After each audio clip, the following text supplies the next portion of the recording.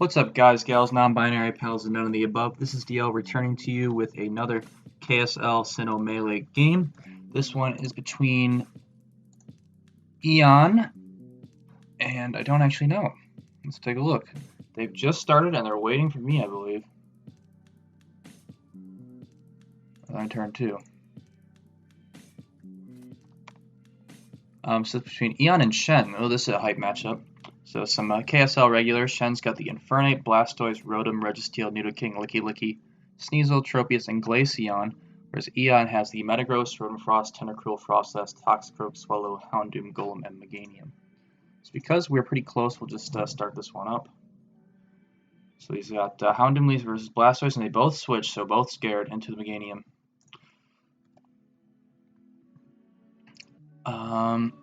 Alright, so we can talk about the matchup a bit here. So Tshen has super scary Infernape that Eon's best checks to are really just the Tentacruel is the main thing. So it does resist the dual stab, but the Tentacruel doesn't have great base physical defense, so the Infernape can definitely look to wear it down with really hard hitting close combats and Flare Blisses.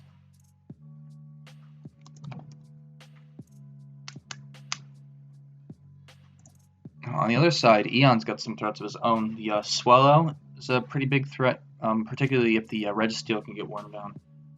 But, Rotom also is a pretty good secondary check to that. Metagross, of course, is a monster in this generation. I think a lot's going to hinge on a physically defensive Registeel to try to take on a lot of Eon's threats. Houndoom has a pretty solid matchup. Its dual stab hits a lot of stuff very hard, the exceptions being the Infernape does resist the dual stab of the Houndoom, so that could be really nice for Tshen to try to revenge kill things. So he goes into the Rotomfrost, this Nidoking gets up the rocks, and Rotom's going to trick a Choice Scarf to the Licky, so that's really nice for that. Now this Rotomfrost is Ghost Electric this generation. This might be the first time we've seen a Rotom. It's not, but I think the other ones were Fan. Sorry, I'm a little aloof here. Been doing some laundry. But, this will be interesting. So he goes into the Toxicroak, predicting the Toxic most likely to come out from this Licky. That's a nice play, and it should be able to force us out. Potentially get up a Sword Stance here. That could really break Tshen's team really effectively. Toxicroak also does get access to some nice priority moves. Does get Vacuum Wave if he's a nasty plot set that can try to prevent Houndoom from revenge killing him. Because otherwise, Tshen doesn't have a lot of stuff that outspeeds Toxicroak. It's a speed tie with Nidoking, so that'll be kind of spicy. But Nidoking does have a good type advantage against Toxicroak. So we shall see. This Licky is locked into Toxic. So this is a free turn for Eon to click whatever he wants. So on Eon's bench is likely the Metagross, as well as likely the Tentacruel, I'd imagine, is the other mon on the back here. So he does go into the Nidoking as we expected. This does have a good matchup into that, and it will just Earthquake him, either winning the speed tie or potentially being a Choice Scarf variant. So that's unfortunate for Eon, but those are the risks you take when you try to speed tie. So this Nidoking gone for Earthquake and shows Rocks, so likely just a physical variant. Since the Nidos don't have Sheer Force this generation, there's less incentive for them to be special, which are mostly those moves abuse the Sheer Force ability. Yeah, moves like Earthquake doesn't have any secondary effect, while Earth Power does. So this Rotom was a Scarf variant, so we'll see if it's still got some support moves or if it's a strictly offensive variant. Probably has Thunderbolt, Shadow Ball, and potentially Blizzard. So let's go for Shadow Ball as he goes into the Licky. Maybe could have expected that, since the Licky was the switch in the previous time, or maybe he's going to try to abuse whatever he goes for now. Now the Toxicroak is down, so you could potentially see a Metagross switch predicting a Toxic here, since Tshen would think that the poison immunity that Eon has shown, Toxic immunity has shown, has been eliminated. But if Eon goes into Metagross on a Toxic, with this thing being Choice Scarf to Metagross, should be a pretty hefty threat, particularly if it's an Agility Metagross potentially. So he does go for Toxic, but he misses. So that's unfortunate for him. So the Rotom's healing up with the leftovers. The Metagross will be able to easily eat a hit from the Nidoking, unlike the Toxicroak in the other scenario.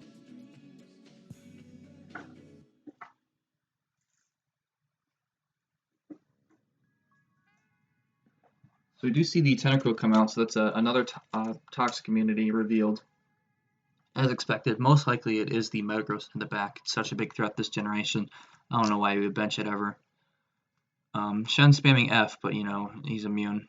So he guys get up the Toxic Spike, so that's really nice, but the Nidoking is a grounded poison type.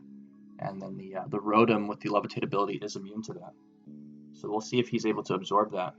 So he goes for Substitute on the Rotom. That's an interesting bring. A Meganium, not really a hard hitter, so I might not be able to break the Substitute. But apparently neither is the Rotom. The Seed Bomb does take it out. So a Sub and Shadow Ball with leftovers from the regular Rotom here. Yeah, but the Meganium should be able to wall this pretty effectively, since that's probably the strongest move it's got for it, barring something like an HP Ice, which seems relatively unlikely. Possibly something like a Hidden Power to hit the Houndoom. I would expect like Fighting or potentially Ground could be really good too, since it hits the Toxicroak, the Tentacruel, and the Metagross. Eon has quite a bit of a ground weakness on his team. It's part of why the Nidoking's so good. We'll have to keep an eye out if this is potentially a Choice Scarf variant. You know, Scarf Rocks could be effective in this matchup. So Licky does get poisoned by the Toxic Spike. As the Houndoom comes out, it does eat a round of rocks, so that's nice for Shen. Really limiting how many times this thing can come in. As Eon's just going to Dark Pulse. And another one plus the poison should be able to pick up this Licky, as he just opts for the Fire Blast.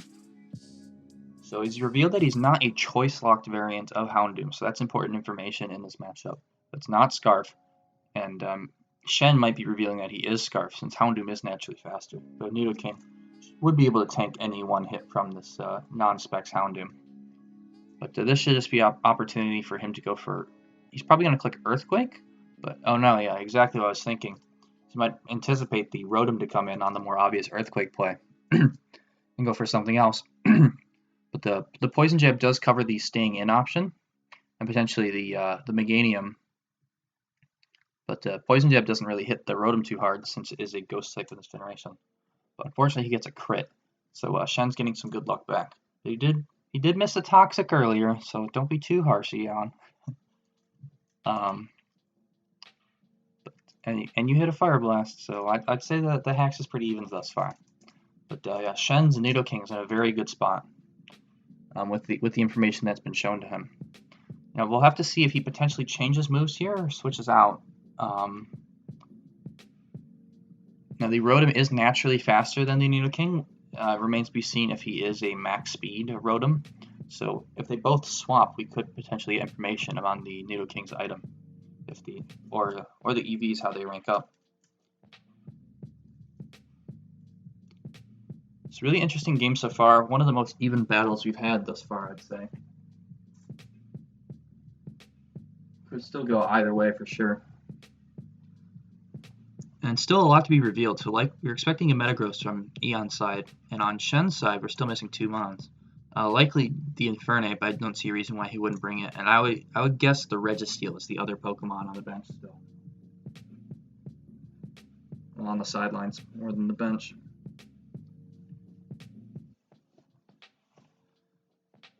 So I'd anticipate Eon to probably click Shadow Ball here with the Licky down. Shen likely doesn't have any other Ghost Resist or Immunity, because the only other one on his team is the Registeel.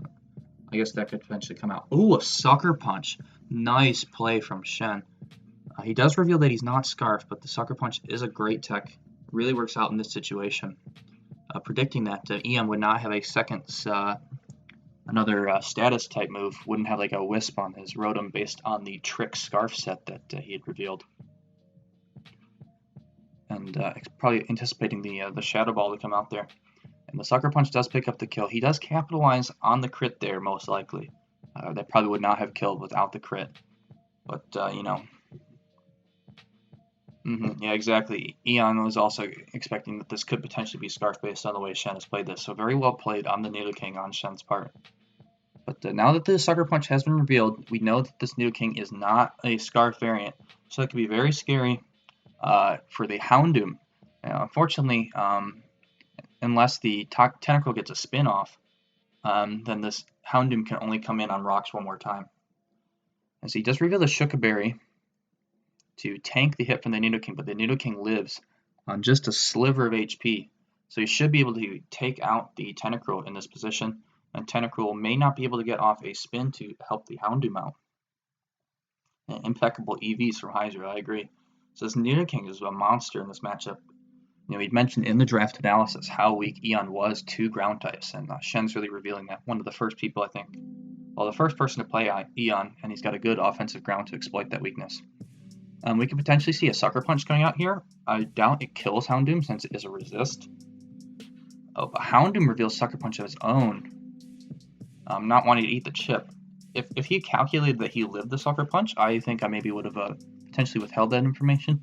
Except, the Tentacruel is dead, so this is the last time this Houndoom is going to be here. So you've got no more information to hide. Sneasel is an interesting bring here from Tshen. So that means on the bench is likely the Registeel, because I can't imagine him not bringing the Infernape. And speaking of the Infernape in the back, the Tentacruel has been eliminated, so should be able to feast most likely, depending on what Eon's last is. We've thought it could potentially be a Swellow, but it could very well be something like a Golem as well to try to help deal with it. Forgive me, we really figured it was a Metagross. So yeah, the Infernape's really poised well in this position. As the Sneasel reveals a low kick. I was curious what the revenge kill move of choice would be in that situation, but low kick makes a lot of sense. So potentially a Bullet Punch coming here from the Metagross. The Steel typing resists Dark in this generation, so it doesn't have too much to fear. Could easily one-shot this. If it's an Agility weakness policy set, this could be really scary. But Sneasel kind of gets garbage for Dark moves in this generation anyways. Foul play is not even a thing, which would be something to be afraid of potentially in some scenarios. This Metagross could very well try to set up in the face of this Sneasel. But we have a very healthy Blastoise in the back, as well as a very healthy Rotom. But as we mentioned, Steel also resists Ghost, so it's neutral to Ghost this gen as well.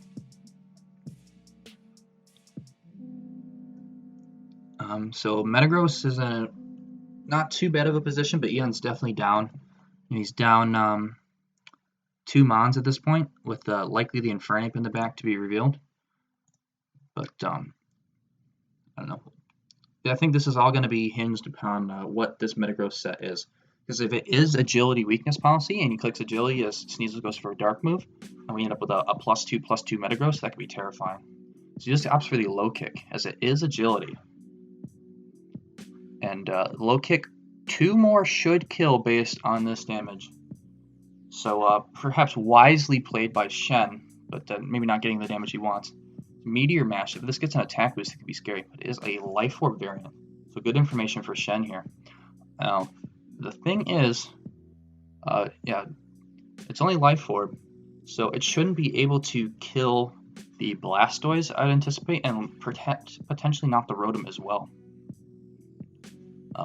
Hydra says he has to crit everything. That's likely true.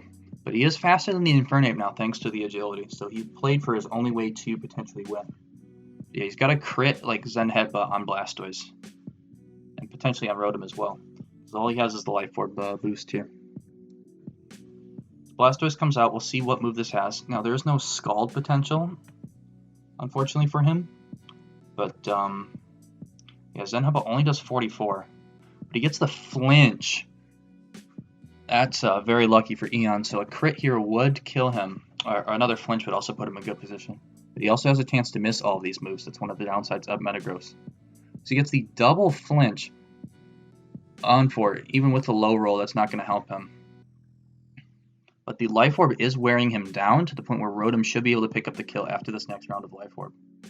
And if the potential Infernape has any priority move, all this Life Orb chip should be able to put him in range of the Infernape priority move and should easily be able to take down the Meganium, which will be coming in at about 52%. It's a really interesting matchup here. So anticipate another Zen Headbutt to come out for the Metagross. And there it is. It picks up the Blastoise, but puts itself back down to 22%. Expecting the Rotom to be sent out here. So there's no reason to preserve it. You know, with a match this close, you're definitely not playing for differential at this point. Not with the game on the line.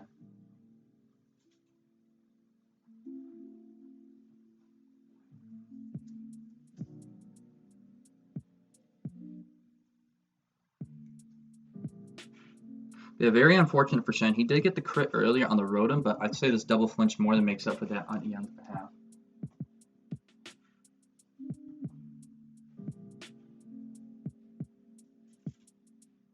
So Rotom does come out. Likely just going to click a Thunderbolt here. As Eon crits him once again. Holy. I mean, first off, he's hitting these moves.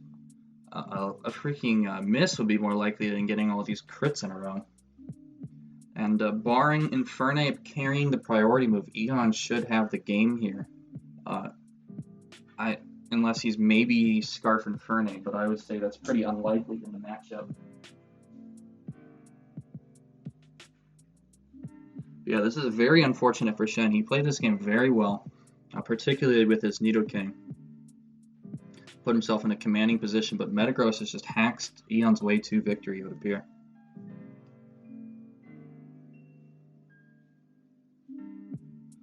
I mean, Zen Headbutt should easily OHKO this Infernape, but obviously it's going to depend on the set. And also, if Metagross misses Zen Headbutt, that's another way out for Tshen. But I think it's actually kind of unlikely that the Infernape has priority in his set, unfortunately, because it kind of wants coverage both for the Tentacruel and the potential Golem Ring with the Grass Knot, so it might not have the Mach Punch that it would need to take out the Metagross. So he's kind of relying on the Zen Headbutt miss in this position. But if the Metagross is carrying Earthquake, that could be potentially the move that clicks here in its place with the 100% accuracy.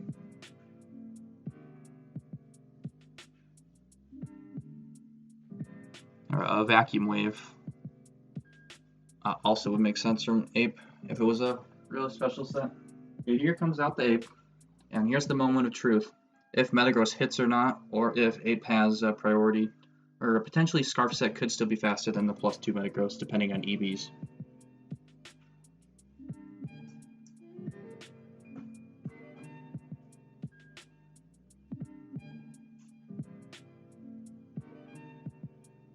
Now, if he misses, I'd say that it's justified based on the double flinch into crit that we've experienced. But we shall see. Unless it does have, if it has EQ and Tshen doesn't have priority, then he's already lost. But if it's forced into Zen Headbutt, it has Earthquake, so the game is over. So that's unfortunate for Tshen. Very well played from him. Eon got a little unlucky with the Rotom, but the Metagross. Well, that's the first Hacks victory of this tournament, I would say. But definitely somewhat well played. This is a good battle from both sides for the most part. But I'd say both these guys are true competitors for winning this tournament. My condolences to our dear friend Tshen. You know, it's happened to the best of us. And good luck in the rest of the tournament. Thank you all for watching. Hope you enjoyed. And I'm looking forward to covering the next game. Bye.